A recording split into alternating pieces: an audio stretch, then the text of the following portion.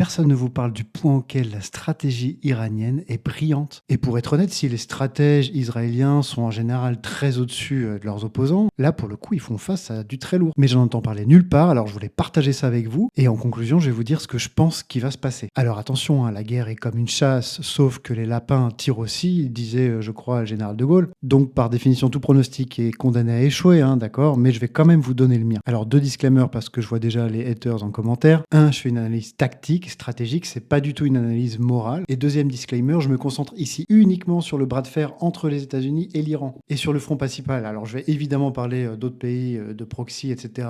Par-ci par-là, mais à la marge, c'est pas le cœur de mon sujet. Donc ne traînons plus et allons-y. Pour rappel, pour les États-Unis et Israël, objectif numéro 1, le nucléaire. Bon, ça c'est bon, c'est plus ou moins réglé pour un moment. Et objectif numéro 2, on montre qu'on peut se faire qui on veut, si on veut. Ça c'est fait aussi. Alors s'ils s'en étaient tenus à ces 2 objectifs et qu'ils étaient repartis, je crois que tout le monde y aurait vu une victoire. Sauf qu'ils ont décidé de continuer. Et c'est là qu'en relief saute aux yeux le génie des choix tactico-stratégiques des gardiens de la Révolution. C'est vraiment impressionnant. Alors déjà, au niveau tactique, c'est brillant. Ils ont organisé une défense en mosaïque. Le concept, il est simple et redoutable. Vous nous coupez la tête, c'est pas grave. En fait, le pays, il est plein de centres de commandement régionaux qui sont autonomes. Et chacun d'entre eux a son stock d'armes, sa propre communication. Et il y a même l'autorisation de lancer des frappes sans attendre l'aval de Téhéran. Donc là, déjà, l'impact, il est assez génial parce que ça vient fort à propos pour les gardiens de la Révolution en politique interne. Et ça, c'est le premier coup de génie. En gros, le message que vous envoyez à ceux qui voudraient se rebeller dans votre population, c'est « La machine, elle tourne encore, donc méfiez-vous ». Mais indépendamment de la politique intérieure, à quoi va surtout servir cette mosaïque ? Eh bien, justement, à activer le levier stratégique, à savoir faire exploser le coût politique de la guerre pour Trump. C'est ça l'objectif stratégique aujourd'hui de chacune de ces manipules. D'où le pilonnage et les voisins, l'activation effective des proxys, la fermeture du détroit d'Ormuz, si possible, on va taper un tanker là-bas, ce serait l'idéal. Et tout ça, ça marche très bien, parce que plus l'Iran parvient à créer des frictions, plus le conflit s'enlise, et plus le coût politique pour Donald Trump va être élevé, jusqu'à devenir insupportable. Et alors, à ce moment-là, il devra se retirer. Alors bien sûr, on peut encore espérer du côté américano-israélien un soulèvement de la population,